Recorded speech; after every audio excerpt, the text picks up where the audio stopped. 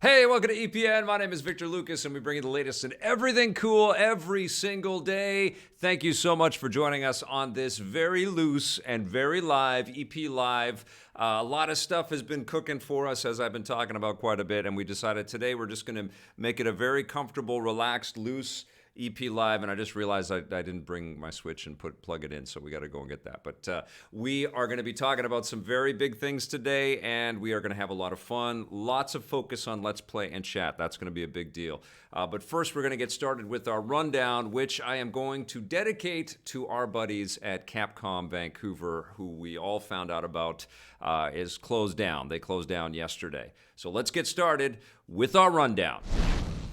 So the first story is going to go out to our friends at Capcom Vancouver. As you all know, they were the developers of Dead Rising 2, 3, and 4, and they were working on stuff, and Capcom Osaka said, nope, let's cancel everything that they're working on and close down the studios. And I've been sort of ruminating on this and talking about it. Of course, the CBC had me on yesterday to talk about it on the radio and on TV. It's a big deal. It impacts the economy of Vancouver in a big way. That's 160 people that lost their jobs, which translates to at least a few hundred people that are affected. Their lives are fully affected by that. A lot of families and a lot of stress and a lot of concern. And certainly, I even had WarkOA send me a tweet saying, can you feature some thriving video game developers on EP today? Because it seems like it's a lot of bad news about what's happening in this city. And you know what? Strangely enough, I actually met a candidate for mayor as I was dropping my daughter off at school today. A candidate for mayor of Vancouver, Kennedy Stewart, and we talked about the video game industry.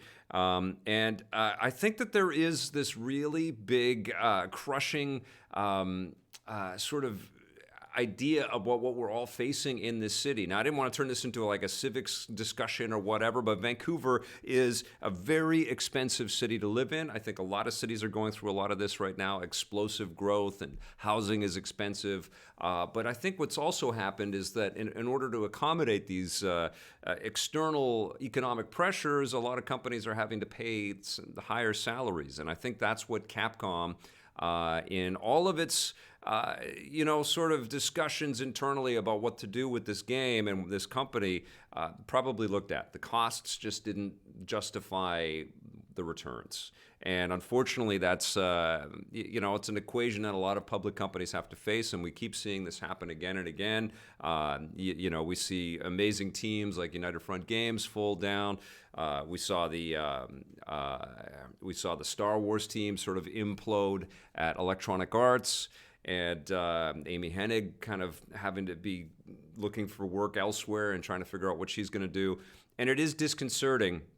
But the one thing that I keep coming back to is that in these moments of radical change and radical shifts and I don't use radical as a way to point at the amazing radical team that also was disbanded, but in these big explosive change, new companies kind of erupt out of that, and new opportunities erupt out of that.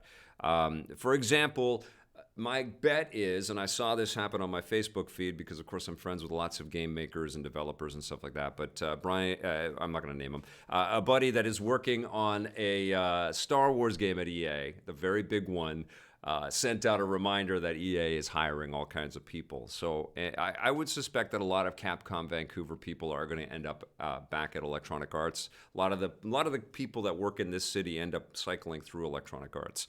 It's a bad thing for the business overall. And, one of the thoughts that I had is that now that Capcom Vancouver has closed and Capcom didn't figure out a way to keep at least a foundation of a company in Vancouver, it kind of closes the door not just on this studio, but the idea that Capcom will ever have a team here in Vancouver.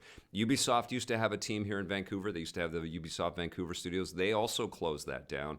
That's not a good signal to send out to the world, because it really, I mean, things can change and companies can change their minds and they can come back and they can create it again. But that is not a cool thing. It's like they've shut down the opportunity of the potential. And that is disconcerting. But certainly what happens out of these huge, momentous shifts is people move. either to a different company or to a different city to a different company.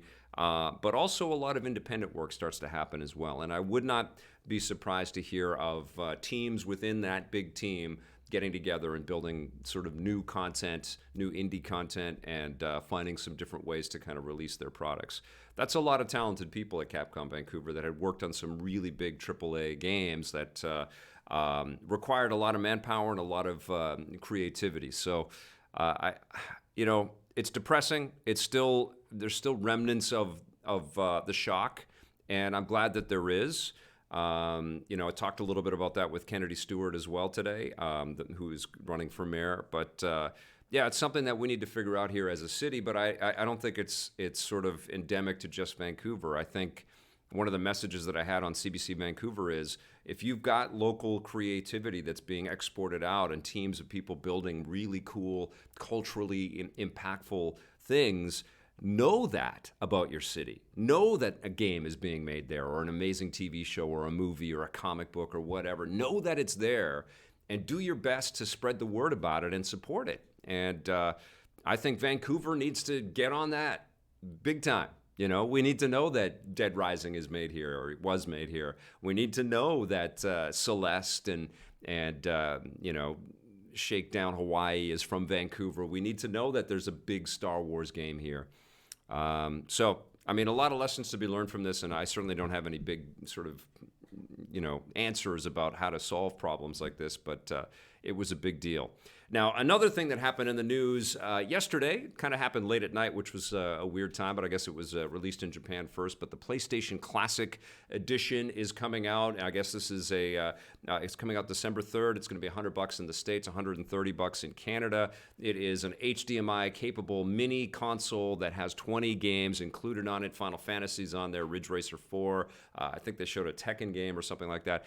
They've only revealed 5 different titles for this. There's going to be 20 games included in total, and it comes with 2 controllers. And I asked a friend at PlayStation if you're going to be able to plug the classic analog PlayStation 1 controllers into the device, and the answer that I got back was no, but it's USB plugging in everywhere, so potentially they could sort of retrofit some kind of way to use maybe the more modern DualShock 4 or something like that. Very cool idea. Obviously, we all have this nostalgic kind of joy that erupts within us when we see these classic machines sort of miniaturized like this. That is certainly the deal here for me, but I definitely started to think about this massive library of PlayStation 1 discs and the lack of any backwards compatibility in the PlayStation 4, and how much happier I would be if the announcement wasn't that for $100 I can play 20 PlayStation 1 games that I already own, but rather that there's a download that you can outfit your current existing PlayStation 4, or there's a new model PlayStation 4 equipped with that download that will allow you to play your existing PlayStation 1 software.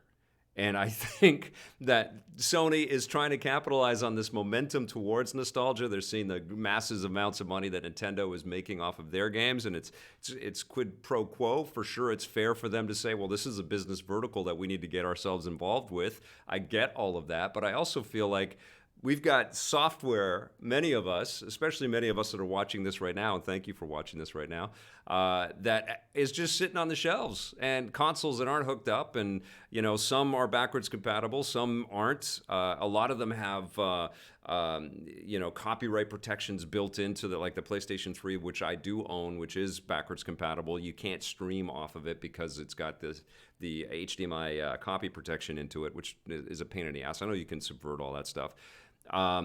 But I feel like that is the real opportunity, especially with discs. I think it's a little bit different with cartridges, and you guys can let me know in the chat, and we'll talk about this in our Let's Play chat, and we'll talk about this from any archived comments or whatever. But I feel like with discs, they're discs. They slide right into a disc drive. Let them play. Cartridges are dead. Cartridge machines don't really get made anymore, and certainly they don't all have the same form factor. I mean, you can't slam a Super Nintendo cartridge into the Nintendo Switch because it's almost the size of the Nintendo Switch.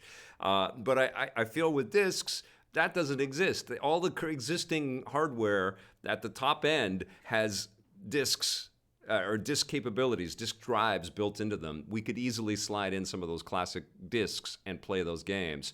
And so it pisses me off a little. I have to say that. And then I also got tweeted this fantastic little graphic which pointed out that the PlayStation TV, which was kind of like the Vita that you could plug into your television, not only allowed you to play 173 PlayStation 1 games, but it also had all of the PSP library and tons of the Vita games that you could play them all on your television. And it retailed for $100, and it had compatibility with wireless controllers as well. So, you know, definitely a cool category. I like this. I feel like we're all going to need, by the end of all of these different mini HDMI consoles, we're going to need receivers that have 50 different inputs in them to be able to have them all plugged in at the same time. And I don't fault PlayStation. I am excited about it. I know I'm going to get one, but I have all of this great library of these classic games that I would love to play again and stream with you guys again, and I can't, you know, and I guess we'll have to wait till this, or I can't easily anyways. So we'll get the classic mini, but there's my rant on that. I'm excited, but also a little pissed off. How do you guys feel? Are you stoked? Do you think this is the right move for PlayStation?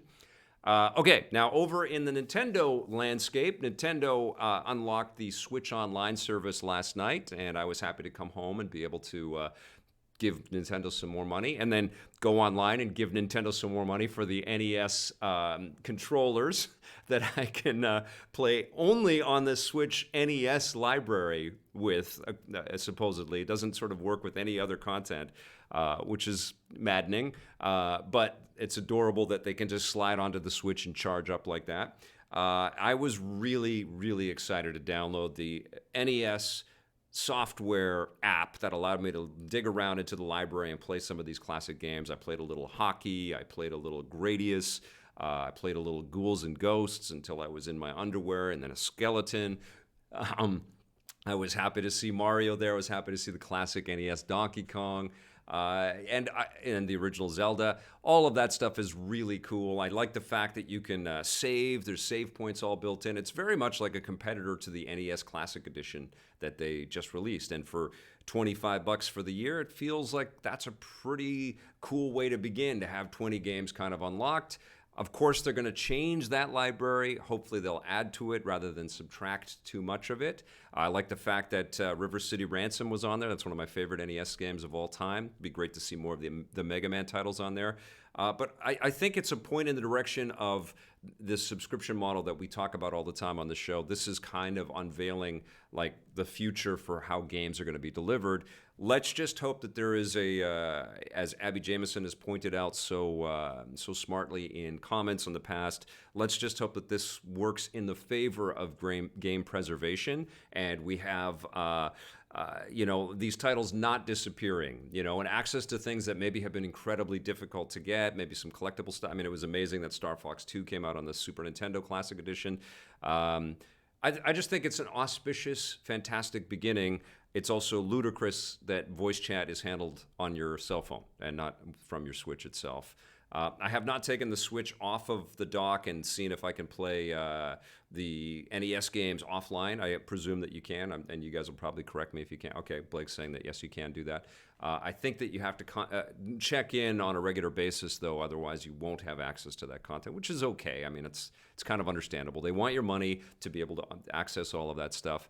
Hopefully this becomes a great thing for us, and we have access to lots of cool content and lots of great little new features like the ability to play these games online together, which is a first for the NES library. So I like that. I support that. If PlayStation 4, in addition to the PS1 Classic Edition, said, you know what, PS Plus owners, we're going to do the same thing. Those 20 games, if you're already a PS Plus member, you can play them all on your PlayStation 4. That would be rad. That would be such a great thing, and then people that want the hardware can get the hardware. People that just want to play the games could play the games on existing machines. Very cool. And probably they will do that. I feel like Nintendo is sort of leading the charge on some of these ideas, and those good ideas tend to get shared in this industry. I don't know if you've noticed that before. Okay, so thumbs like this for the PlayStation announcement. Thumbs up for so far for Switch Online, especially that price isn't too bad, $25 a year in Canada. The other big news that's circulating around the internet right now, and I'm sure you've heard of this, is Disney is pulling out all the stops for streaming series. Now, this isn't movies that we're talking about. They are going to finance short seasons of episodic television style content with huge budgets for movies based on characters like Loki and the Scarlet Witch. Those are the two that have been kind of teased so far, but I'm certain that more will be coming as well. There's so many great characters that they've already introduced to the MCU where you would think, oh my God, a standalone movie would be amazing, like Shuri. I'd love to see a whole thing with her. Maybe potentially becoming Ironheart or something like that. But I just love this idea, and certainly what they're saying is, look, with the Star Wars show and with these Marvel shows, they are saying you'd be kind of dumb not to subscribe to the Disney service. That's what I think they're saying, with the commitment. They're making a fortune off of these things as long as that they're at the quality bar that we're expecting out of all of this stuff. These are going to be great investments, and they will be compensated for the upfront risk that they're going to take with this stuff. They have to be great. Kevin Feige is involved in, watching over all of this episodic stuff get made, which is fantastic. And we're going to start to see a lot more information about this. They're going to come hard at Netflix, man. This is going to get... there's going to be blood on the streets, I think, between Disney and Netflix in the next few months. But it's very exciting. And of course, the DC streaming service has launched already, too. And I think that's off to a pretty good start. And I know the Teen Titans show starts in December, or in October. It is October. It starts soon. No, it's September. I'm planning October. That's why I have October in my brain. It starts streaming in October. So... yeah, the battle for your streaming dollar in games and in streaming video services is full on, buddy. It is huge. It's almost like the amount of battle royale games that are out there. I think there's some kind of a direct correlation between how many battle royale competitors and how many streaming service competitors we're going to have pretty soon. All right, that's going to do it for the rundown today. Thank you so much. It was a little bit looser. We tried it sans script, but I think you got some info there. Let's take a look back in time at this day in Everything Cool.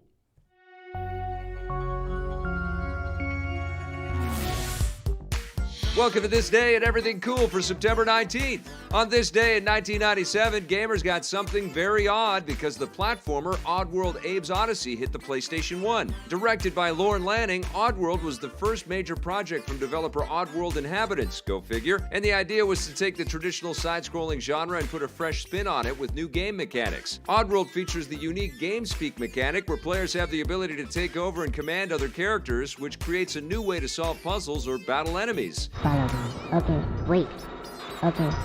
The look and feel of Oddworld was also unique. It had a darker tone than most other games at the time, with the story focusing on an escaped alien slave fighting for freedom. It received critical praise, including from yours truly, and showed that the side-scrolling genre could survive even as games embraced the 3D era. A sequel, Oddworld Abe's Exodus, followed a year later, with 2 more games from the Oddworld universe landing on the original Xbox. An HD remake of the original game called Oddworld New and Tasty launched in 2015.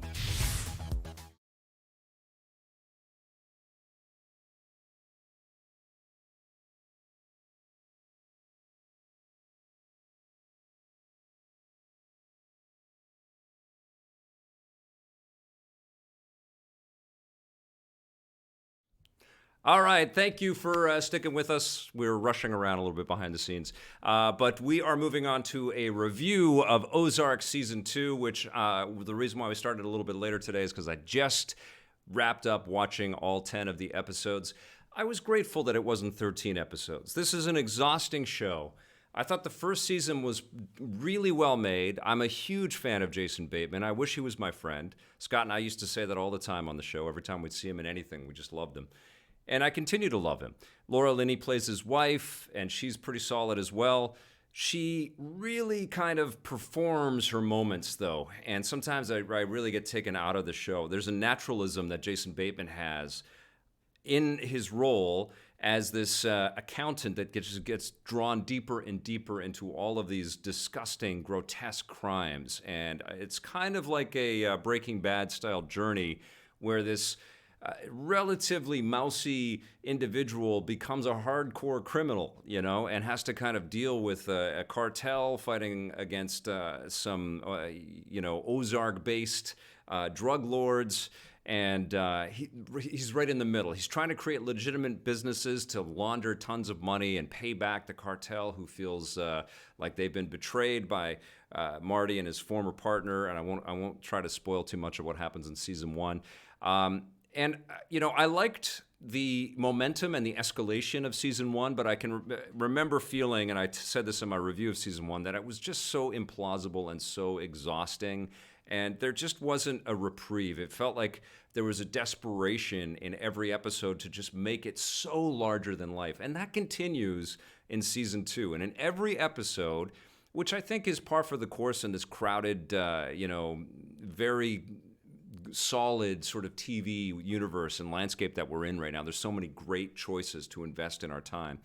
But there remains this believable earthiness and a realism in this family dynamic, but all of the things that happen around them are just so cutthroat and so consistent and so persistent.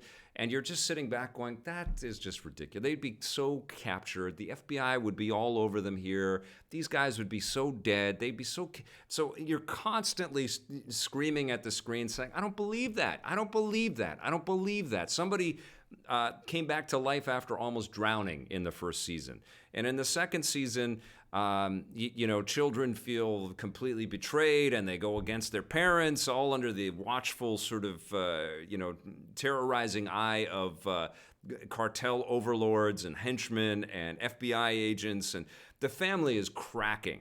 And the one thing that really gets me down about this show is that there's no virtue in it. It's just that it's not even gray. It's just murk, and they shoot in a beautiful part of the world.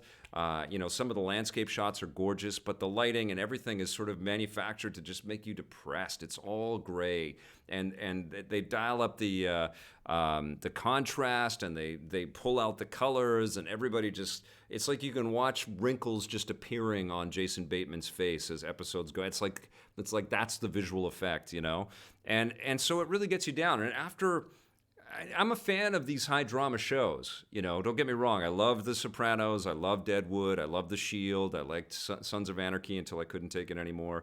And I love Breaking Bad. But I just feel like this constant drumbeat of paranoia and anxiety and depression and depravity, it weighs on you. And that's what I felt when I was watching this. It's like, who do I get invested in? Who's innocent here? And that's what the show is kind of trying to tell you. Is that none of us are innocent, and we all have this darkness within us, even this relatively sympathetic family, but it makes it really hard to care because it's just a bunch of evil just butting up against each other, and it's different levels of evil and different levels of heinous crime and violence. And I felt very similarly towards the end of Sons of Anarchy.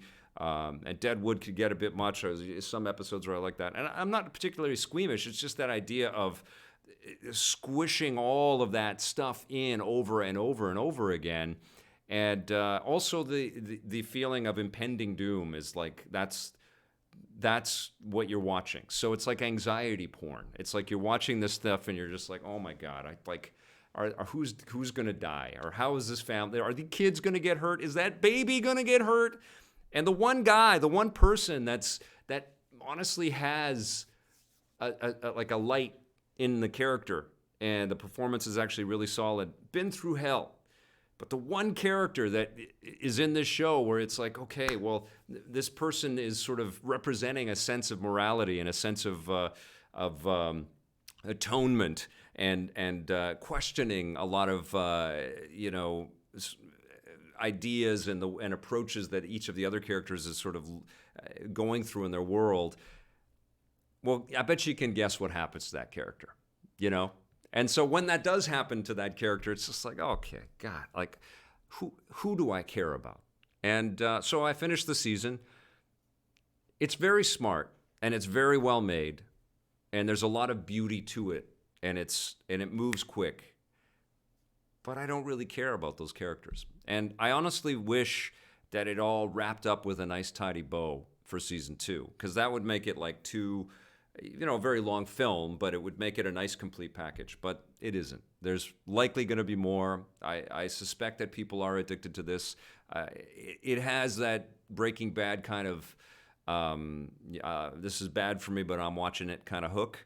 But without all of the comedy and the nuance and the subtleties and Breaking Bad was high art, and this isn't quite, despite. And I single out Jason Bateman because he's a phenomenal performer. I think he's been an underappreciated gem in movies and TV shows for a long time. He's terrific, and I believe every minute that he's in. And you see him go through hell. But I didn't love Ozark Season 2, and I certainly don't love any of the characters in it. I'm going to give Ozark Season 2 a 7 out of 10. Okay, you guys, we are going to move on, and I don't know if this is going to break our internet or not, but we are going to move on to Let's Play and Chat right now. And we're doing something a little bit different here because we've been getting a ton of games, and I've been doing a lot of traveling, and I've been playing a lot of stuff, but it's been hard to kind of get into everything and just get off and go shoot a review and cut that and put that into our content and all that. I figured, why don't I just play some of the Switch titles that I have been playing, and we'll do some chatting, and Blake will come and join me. So this is going to be a little bit looser here, but come on up, Blake, anytime that you are ready. And we're going to start with Overcooked 2. Let's give this a shot right now. So hopefully the audio sounds okay. I'll turn the music off, and we'll jump into a couple of other games as well. Oh, cursor's on the screen. Thank you, my friend. We'll slide this over here. Actually, let me know when you turn the music off. Okay. All right, let's pop this in here. And thank you, everybody, for joining us today. Abby Jameson got a shout-out in the show already. Soulcaster, great to see you. Cool Pad, Audrion Leon, Thorazine666, fantastic to have everybody. Frank B1, I think this is going to sound okay. So far, so good. Does it sound all right? Okay. This might watch. If you have headphones on, you might want to take them off because I'm about to plug a microphone in. Oh, right. Okay. 1, 2, 3. Okay. Boom. Okay, should be good now. Okay. Now there is a message right at the beginning of Overcooked 2 that says we're allowed to stream everything, so I don't think we have to take the music off. Okay. So who has played this game? Did you read about the Ticketmaster undercover story that dropped today? Thoughts? No, I have not. I was watching Ozark. Paul Adamson, fill us in. We good? Okay, cool. Never heard of it. Okay, so Overcooked 2 is a... Did you kill the music? It says we can stream everything. Okay. Yeah, I think we're okay. Let's do a little music here. Good. Chris Kioski's saying, first time seeing this in action. Let's get into this. I actually should have got you another controller. You know what, though? It's too hard to read and play at the same time. I need a chair first. Oh, yeah, get a chair. There you go. Look, I found a chair. Right on. Fantastic. It was just sitting there off stage for you. There you go. Offset. What a coincidence. Boom. It's like this is the chair I grab every time we do a stream. Oh, shit. We're playing already. Okay, ready. Here we go. Okay, so... Vic, I don't know anything about this game. Okay, I'll quickly explain this. So you grab an item, and then you race over to a chopping block, and you chop an item. So there we go. And then you can switch between characters. So I'm going to chop this carrot. Oh, I grabbed 2 of the wrong items. I didn't look at the menu up there. So let's go look up there. So I need a fish. I'm going to chop that fish. Seems really complicated. And I'm going to stick that on the chopping block over here. It's a cooking game that's really about multiplayer. Oh, and these work guys just came over and moved our tables over. So there's all of these external things that interfere with your ability to cook. And you also have to work together, although right now I'm just playing solo. But then you race over to the steamer, you put it on the steamer, it starts cooking right now. You see my dishes are, I have to cook a, you guys don't see what I'm pointing at, but I have to cook a couple of fish. And I have to plate it, so I'm gonna plate it right here, boom. Okay, so that's on there. I'm gonna put the steamer back on the hot pot here. And then I'm gonna take the steaming fish, and I'm gonna put that onto the conveyor belt that sends it out to the restaurant. Okay, so that's kind of the idea. It's a little bit like there used to, what was it, Cooking Mama or something like that, Yeah, or Diner Cooking Mama. Dash, but it's so much more elegant than those games. Okay, so we have to go back and shop, and one of the activities is you actually have to wash the dishes. Okay, so this Dorazine is saying this is like Iron Chef. a little bit like Iron Chef, yeah. It's you know what it is? It's a everybody work together, or there will be a war kind of game, or a divorce. It's a very, very. Just like cooking in real life. It's just like cooking in real life. Yeah. No, it's very much about. Get over here with the rice! There's a lot of that screaming going. I need the steak right now. So it's way more fun Is to that how play. you cook? Yeah, kind of. I don't cook like that. Well, in the game. Well, I cook by myself. Oh, this thing's burning. And things do start exploding and burning. Okay, so the rice goes on the plate. I couldn't figure this out. Okay, so I have the rice in a bowl. And what do I do with it? It's cooked. What is this? Do you eat it? This is what I couldn't figure out yesterday. Okay, so I'm gonna put that there, and then I gotta put the carrot into here, chop that up. Nope, yes I do. Hang on. Chop that up, okay. Okay, and then I put that into the steamer. Put that in the steamer? No. Do I put that in the pot? Okay, So this is Overcooked 2, right? yes. And have you played Overcooked 2? Yeah, Overcooked 1, yes I did. Yeah, it was But great. Have you played this one though? I've been playing it for a while. Yeah, I've put a few hours into the game already, and I like it very much. Okay. But now I don't know what to do. Do I put this back in here? Well, there's a rice cooker. Okay, over so there all on right, so it's mixing it up. I think that's right. There's a rice cooker over there on the right. This? Yeah. Yeah, no, that's another steamer. So I think I'm doing it right. Okay, so I have that now. Oh, I gotta get that out of the mixing bowl thing. Okay, I think it's ready to rock, and then I stick it on a plate.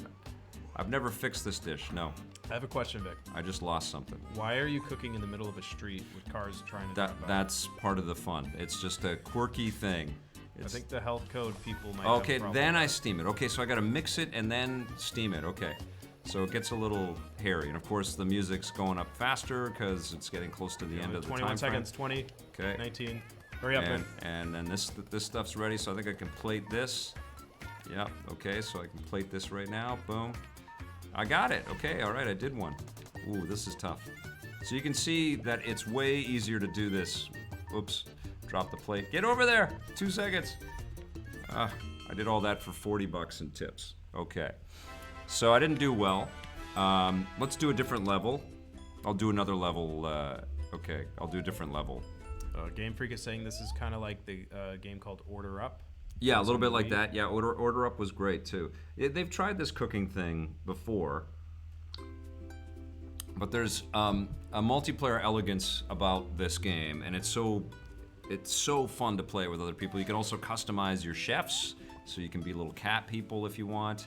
I also love this mechanic here. It kind of reminds me of Broforce, where you can zip around and I'm on a. Overworld. Yeah, your overworld is cool. Like you have this Winnebago, and then if I want to go in the water, it has a like automatic flotation device. Although you have to go up the little things here, the ramps. Okay, so I actually got 3 stars there, which is great. Several people have mentioned a Netflix show called Dark. I haven't while, seen that while yet. you were reviewing Okay. Ozark. Okay. I think they're being funny. They're saying you should check out Dark. Oh yeah, because But it's probably that will way depress the hell out of darker, me. Yeah, way Yeah. worse than Ozark probably. So. okay. So with this level, I have never checked this one out. So let's check this one out together.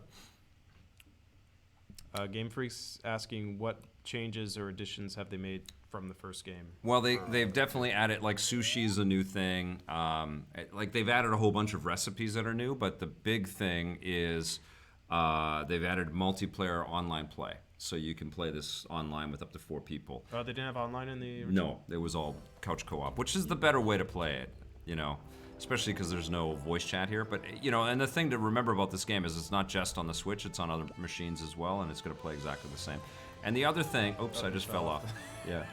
Yeah, there's all these pitfalls and everything too, yeah. There's a real... Do you respawn? Okay. Yeah, there's a real sense of, okay, what is this? I have to cook. Cooking with death. Okay, this is just a tortilla, right? I don't know. What the hell is that? Looks like a puffer fish. Okay, do I chop it up? Oh, I got the wrong ingredient. That's very easy to do. Okay. Oh, that was rice. Okay, so I gotta chop this steak up. Boom. So I'm making a burrito. Okay, so now oh, I am putting the rice in. Okay, got you. Oops. Okay, so I put the rice on the frying pan, grab the rice, and I stick that into a pot, which I don't. Do I have a pot? No, of course not. So you have to. You can throw stuff across the kitchen as well, which is part of the strategies. Okay, so now I've got rice cooking, and so I want one of these. I stick that on a plate. Boom. Oh, my beef is burning, so I stick that over here. Stick that into my burrito or my taco. Electric Eliminator 5 is asking. Put that down. Put the rice down. Can you eliminate Boom. other players? Like, can you sabotage other players? Yes, Sorry. you sure can. You can push them out of the way. Like, if I push this guy, like I can push him off. You can certainly play competitively, although I don't know how frustrating that would be. Holy crap! Oh, I just threw a tortilla down the road, down into the pit of hell there. Okay, there you go.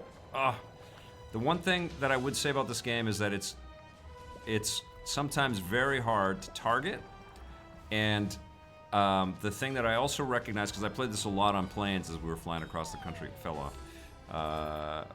Time is running out. In what? What's running out? I don't even know what's happening. You only have 3. It's just reminding you there's a clock ticking down. Okay.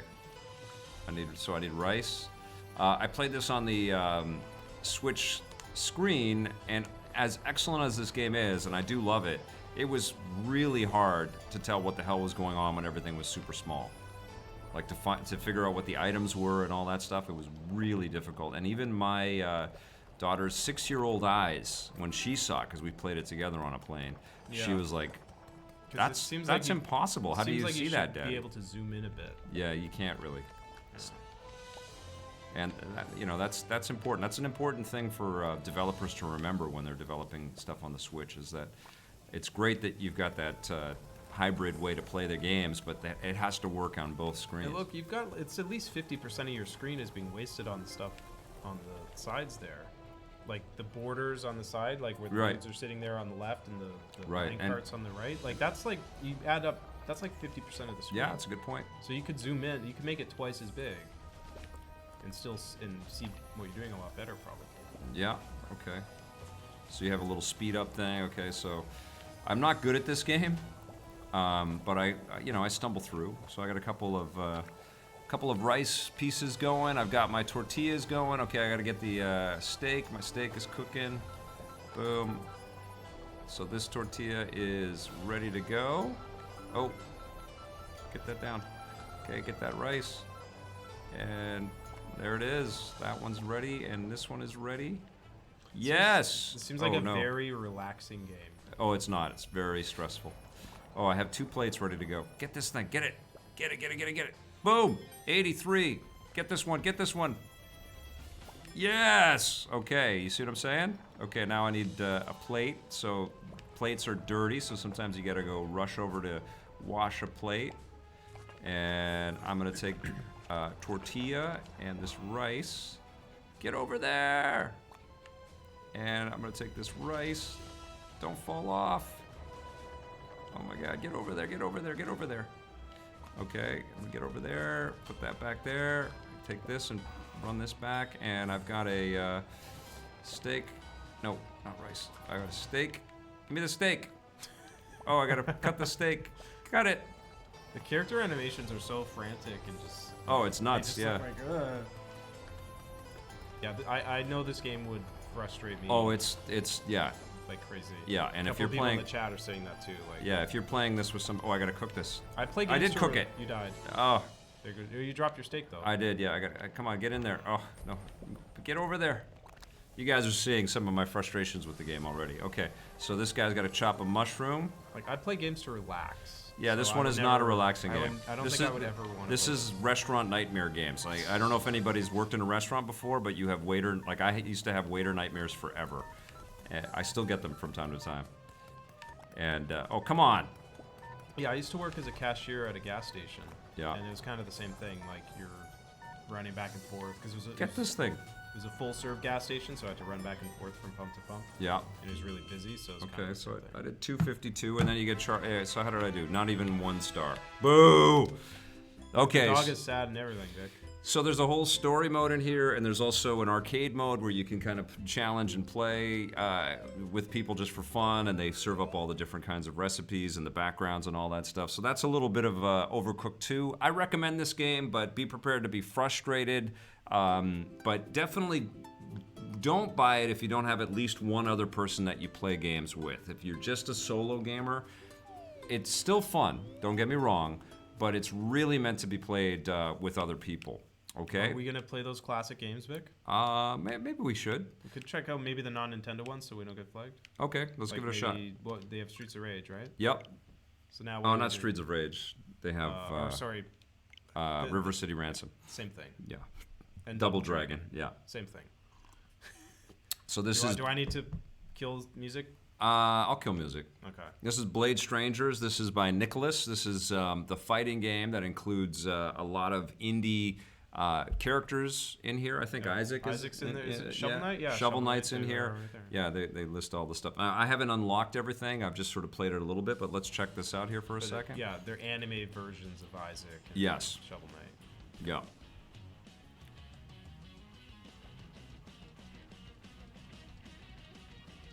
Is it sounding okay? This probably has music over top of it. Yeah. So.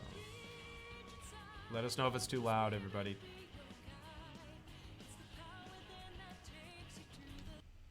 I think it sounds okay. Let us know if it sounds okay. Okay, I'm gonna turn the music off just in case. Sound settings. Sorry, music. Okay, return. All right, let's go into the story. Let's give this a shot right now. The Canadian Barbarian says, "Big fan of Vic. Been watching you from the beginning." Oh, fantastic. Thank you so much. So, Solange is from Princess Blade, I believe. Ali is from, what's that franchise? You guys will tell me. Shantae. They don't have Shantae, though? She's in there somewhere. Okay. I think they Curly, have Solange, Kawase. They have some of the other characters. I like that this. thing. Be that I like that thing. Imiko.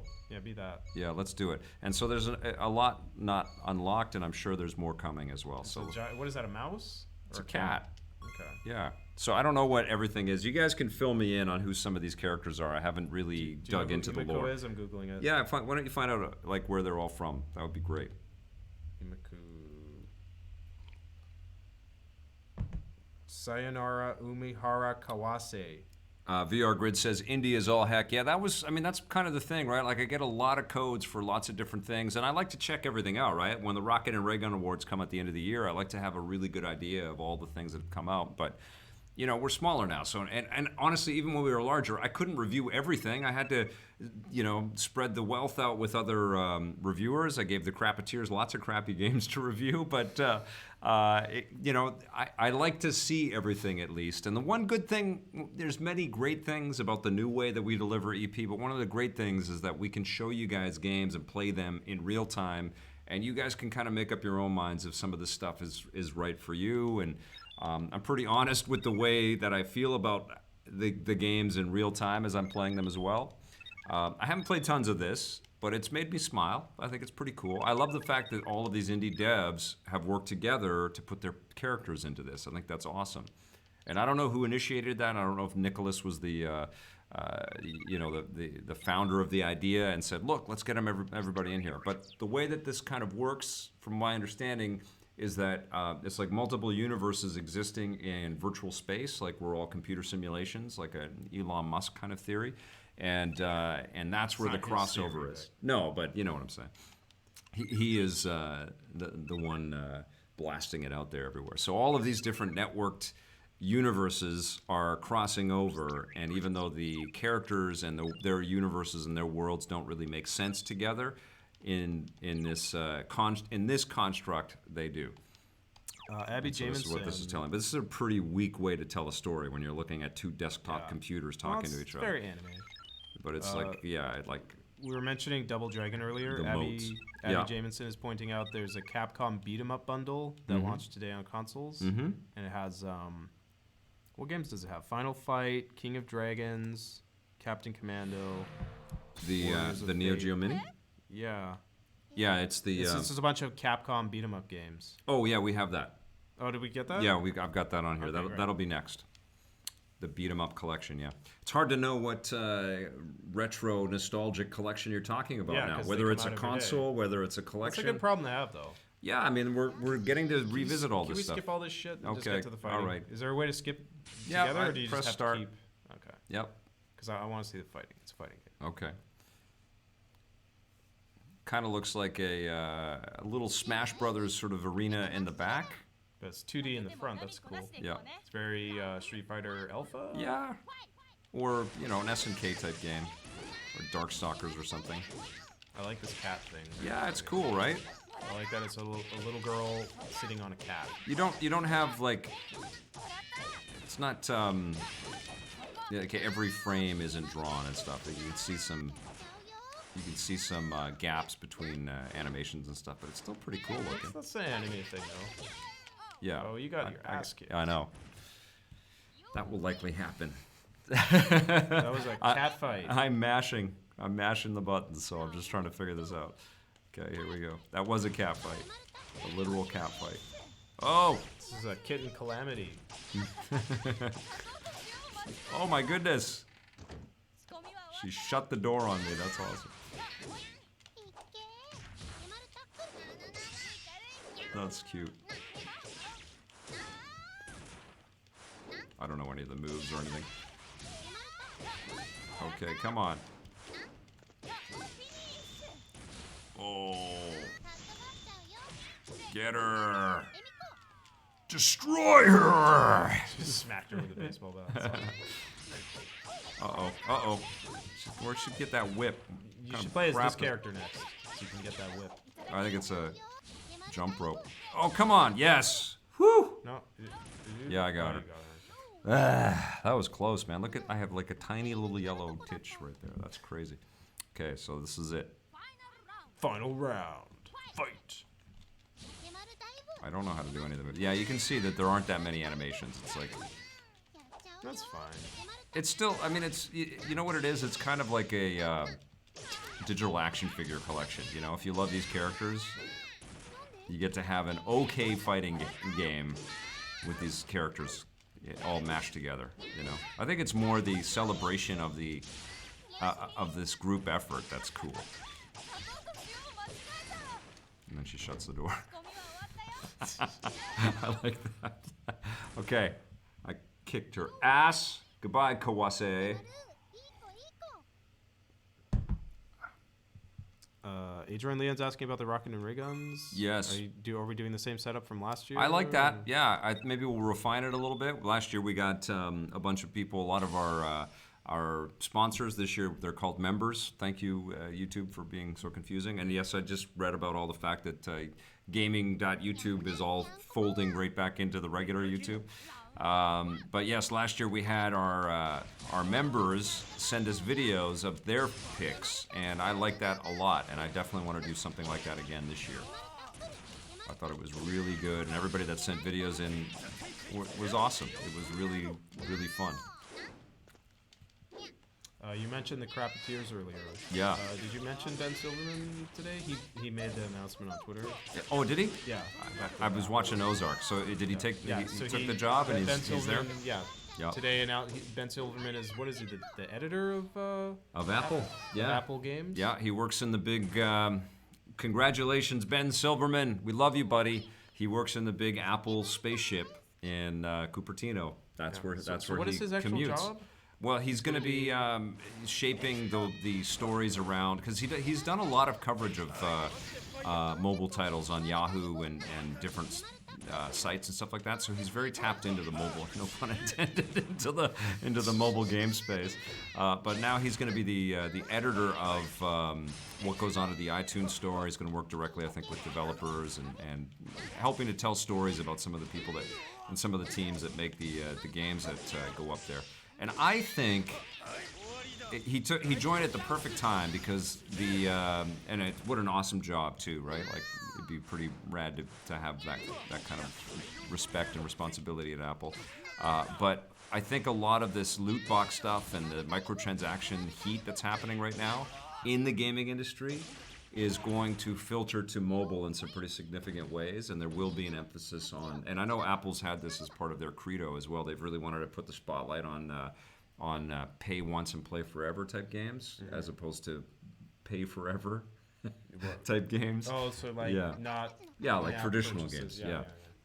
And I think that's going to start to flourish a little bit more, especially if Google's stuff starts to happen. I'm just thinking about that because Google is supposed to be making their own console. Yes. What's Apple's response to that? Exactly. Yeah. I think we are going to, it's going to be a messy thing because developers have been able to use the idea that loot boxes and microtransactions support these companies over the long term. So they're going to have to refine that story in the face of being, sued by and being taken to court for illegal gambling or whatever, and through that refinement, we're going to have a better understanding of what we're paying for and what we're going to get for what we're paying, and I think that's going to be good for games. I was just thinking, like, with Google making their own streaming console. Yes. How long till once streaming gets up and going? Yeah. If you're EA or some third-party publisher. Yes. And Apple says, well, you can put your streaming on the Apple TV 20. Yeah. Because a few years from now, the Apple TV will be powerful enough to do that. If it's not already. And EA and Activision and all the publishers that aren't tied to a specific console are just going to be like, yeah, we'll release it on the Apple TV. Right. At that point, the Apple TV would be a game console just as much as the PlayStation 5 if it's streaming only. Yeah, I think Apple is going to get into like wall screens and things. So, and I think wearables are going to be a huge part. Like I think we're sort of looking at the end of tablets and phones the way that we kind of know them right now. And I think what we're going to be doing is walking into our houses and we'll have some kind of wearable technology, glasses or watches or whatever, that will allow us to access content wherever we want to. Yep. And I think consoles and extra devices plugged into televisions that have wires everywhere and all that stuff, that is going to look so hokey in about 5 or 10 years. And I think that's what Apple's kind of banking on, Yeah, it'd be interesting to see. Yeah. Taz is asking, will you consider adding Discord people to the R&R Rocket and Ray Gun Awards? Yeah, absolutely. Oops. Yeah, why wouldn't we? Yeah. Don't we already? Most of the Discord folks, I think, are already members on the channel. But yeah, we would definitely. Yeah, and we are happy that you're all here supporting us as a community for sure. And one of the great things that we did last year was kind of include that, and I want to do a lot more of that. And I don't want it to just be the Rocket and Ray Guns. So slowly but surely, we will keep improving this new direction of Electric Playground. And I made this comment at the Fan Expo chat that we had, the panel that we had. But this is not changing. No matter what happens with our distribution, we are never going to give up this idea of connecting with you guys and making things like EP Live and doing. This is going to be a part of the way that we serve content forever. It just is the best way to serve content, I think, personally, in this current generation. And TV or whatever other mediums we utilize to disseminate our content, they will be the add-on. It won't be the other way around. So, and you guys are a part of this content. This conversation that we have, this chat that we have, is all part of what we're talking about here, You guys directly, through your comments and through your chat comments, get us talking and thinking in different ways. Your questions, your observations. It's awesome. I'm still waiting to figure out what that Ticketmaster story was. Oh yeah, I looked at it, but let me read it. What happened? It's some scandal. They're doing some shady thing, although it's probably not even illegal because. Oh, with scalpers. It's probably unethical, but technically not illegal. But let me get to. Okay, so from CBC.ca. Yeah. CBC goes undercover at industry. Box office giant Ticketmaster is recruiting professional scalpers who cheat its own system to expand its resale business and squeeze more money out of fans. Oh, CBC Toronto Star investigation reveals. Wow. In July, the news outlet sent a pair of reporters undercover to Ticket Summit 2018, the ticketing and live entertainment convention at Caesars Palace in Las Vegas. Okay. Posing as scalpers and equipped with hidden cameras, the journalists were pitched on Ticketmaster's professional reseller program.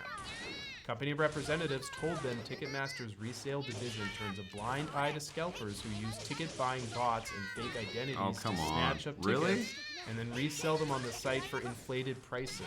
What a bunch of assholes. So Ticketmaster is allowing scalpers to buy tickets and then resell them at an inflated price so that Ticketmaster takes a percentage of that inflated price. Okay, we break in with this breaking news that I'm actually starting to be okay at this game, just button mashing. I keep progressing. This just in. Vic is not sucking at this game. Vic is still alive as Emiko or Emiko. Oh, you didn't tell me where these characters are from. No, I told you. She's from... I read it. You weren't listening. Paul Adamson, New Game Plus. I love it. That's very good. That's a great analogy. I told you the name of this game. You weren't listening. What is it? I forget. Oh. Sayonara something. Okay, all right. And who are the other characters? I don't know. Let's find out. Let's find out. I'm in stage 5 already. Sayonara Umihara Kawase. Wow. Okay, yeah. I've never played that game. Now, who are you playing? Helen? Yeah, who's Helen from? Let me tell you. She looks like she's from Soul Calibur. She's but in Mad looks About like You. Sophatia from Soul Calibur right now. I keep hitting her with my my soccer ball. Helen is a brand new original character. Okay. Well, she sucks. My big cat is crushing her. Helen was in Mad About You, As Good as It Gets. Oh, she's Twister. great. Yeah, fantastic. Helen Hunt, lie down. New Game Plus. Isn't it funny that New Game Plus became a thing like Yes. in the last 2 months? That was like a phrase that just came out of nowhere. I'm waiting for that Insomniac Spider-Man new Game Plus like you wouldn't believe. I mean, I guess we've always had it. Yeah. But like calling it that, we never really had a name for it. And now it's just that's the name of it.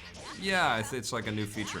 You know what? I was on the Xbox and the PlayStation stores the other day because the sales are persistent. They're fun.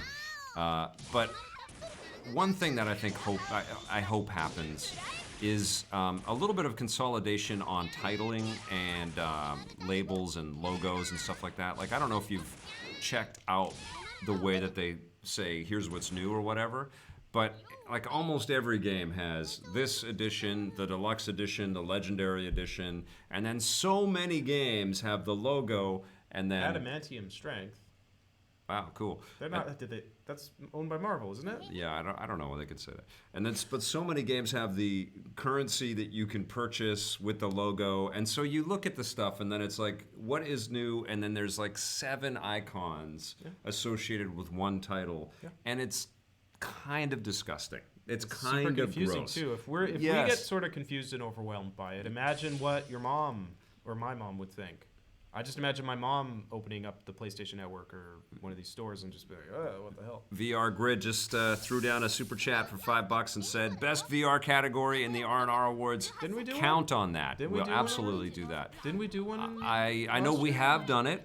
I don't know if we did it last year. I can't remember.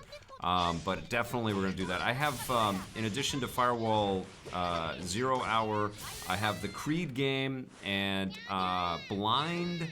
And there's one other, Transference, the Elijah Wood. Yeah, all of that stuff. So I'm going to be wearing the PSVR headset like crazy. I'll be streaming something tonight on PSVR. Did that Spy game ever come out? Remember you did an interview about it? Not yet. That's not out yet? Yeah, no, not yet. That's cool. That's an Oculus exclusive, yeah. That game looked really cool. Yeah. Yeah, I have to get... I'll do PSVR for now, and then the next stuff up will be on Oculus, because it's been a while since I played on the Oculus.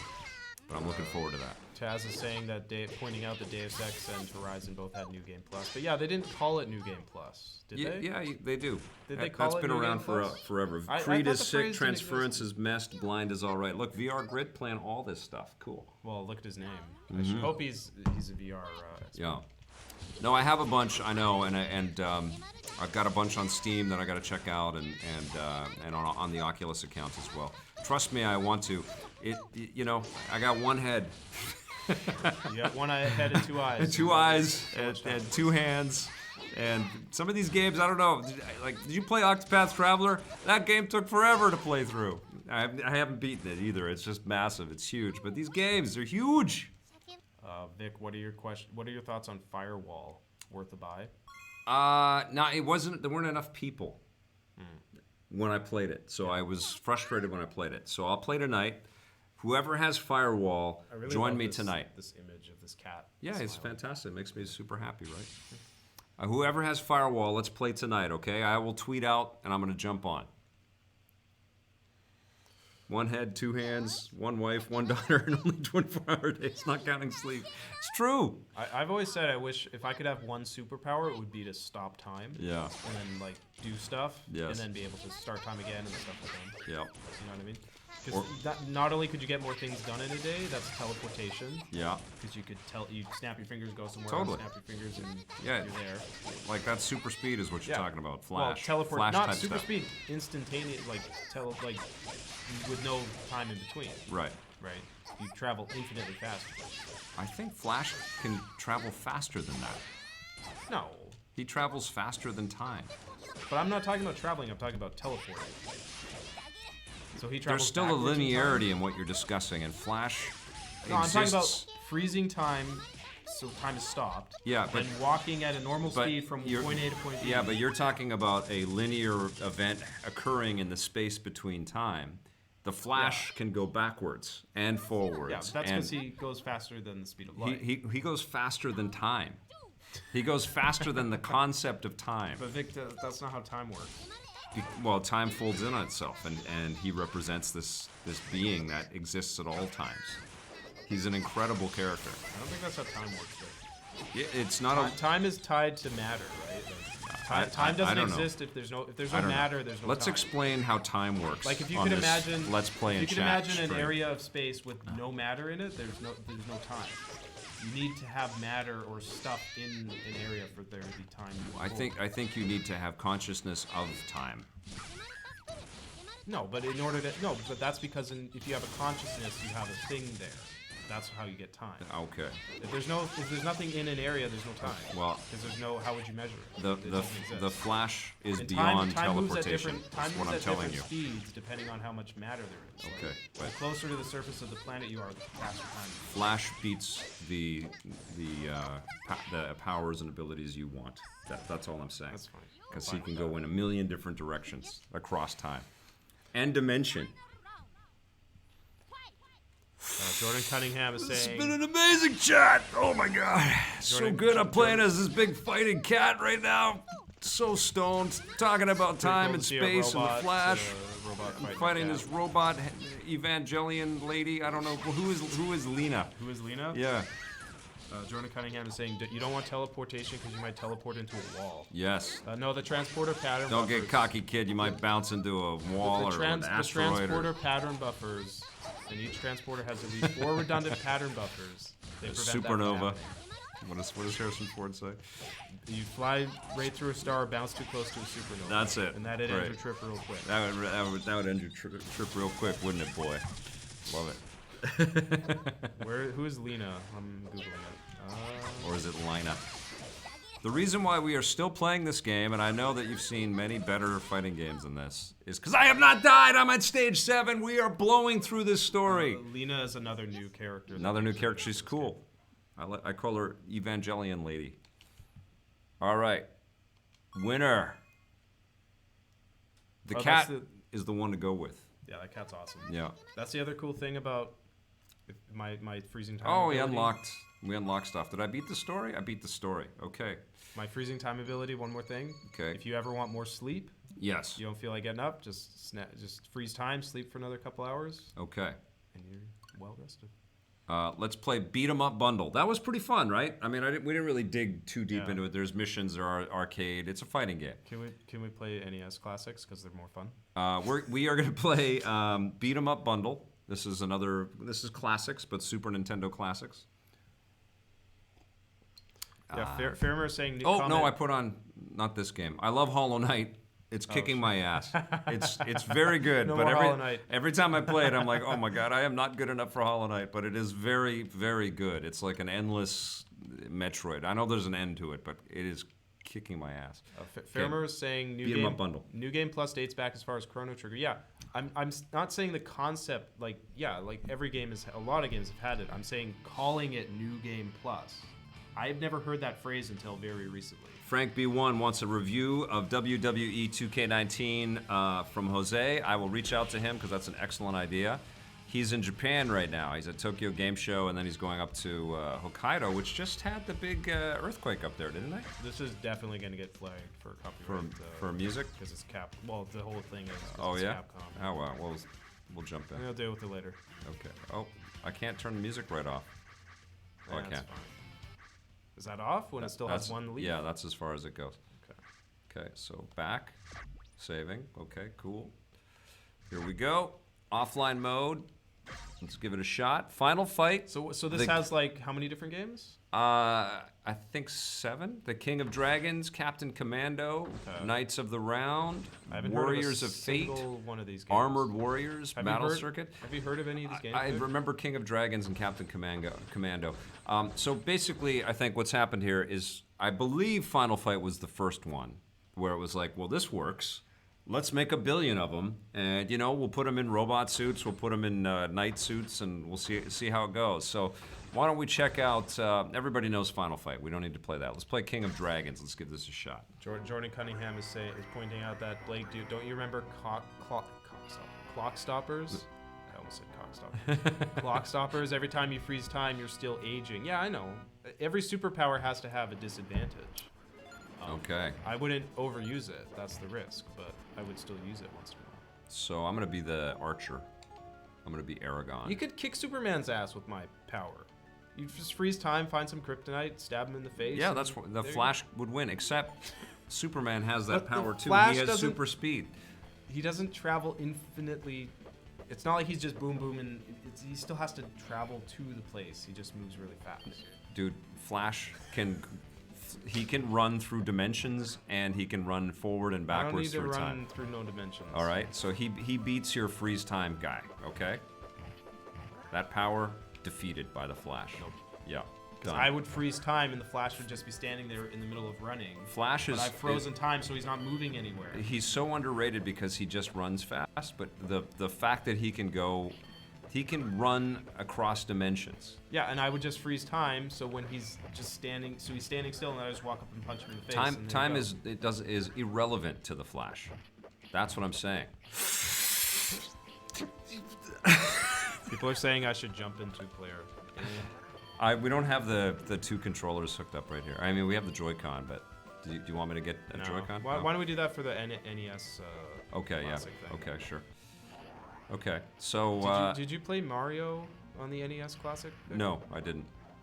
On the Switch, I did last night for a bit, and the Switch controls are not good for Mario. Oh, really? Like the original Mario, the There's NES a little Mario, delay? Super Mario Brothers. No, it's not that there's a delay. It's just they don't feel. Right, okay. Because there's no D-pad. Oh, I see.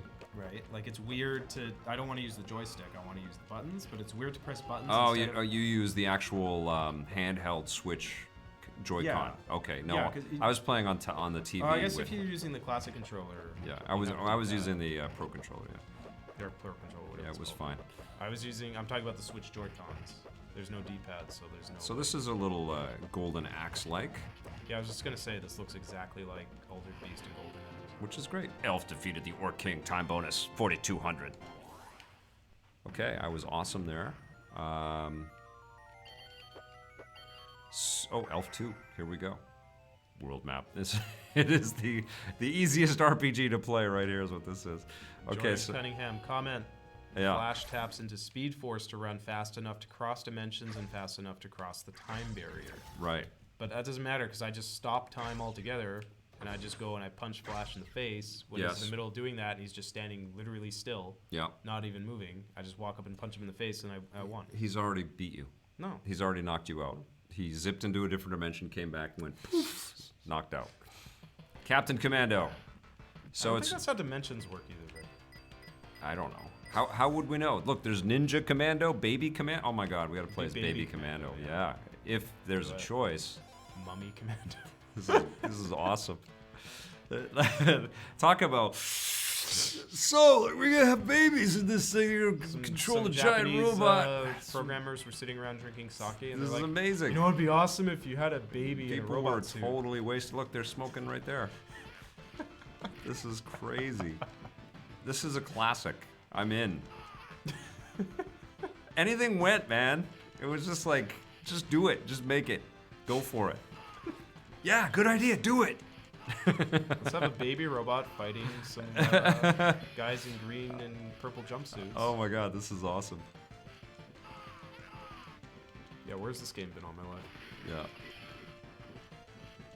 Faramer says, this was the best convo on EP Live ever. What, you don't want us to talk about The Last Jedi again? You want us to talk about time and dimension?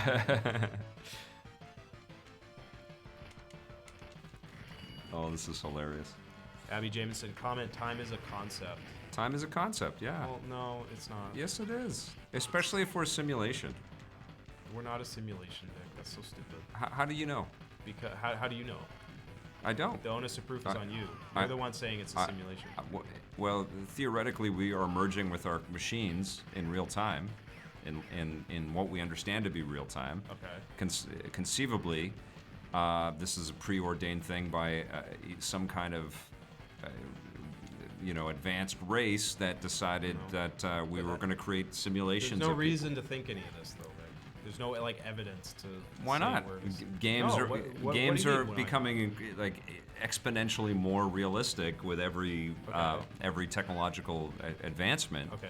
So if you just hypothesize all the way to the far ends of what's attainable with technology, why couldn't we just be in some super advanced video game? I'm not saying we're not in a I'm not saying we couldn't be in a simulation. Oh, that was the same when you get set on fire by Dal Sim in Street Fighter 2. Yeah. That's cool. It's Capcom. It's the same animation.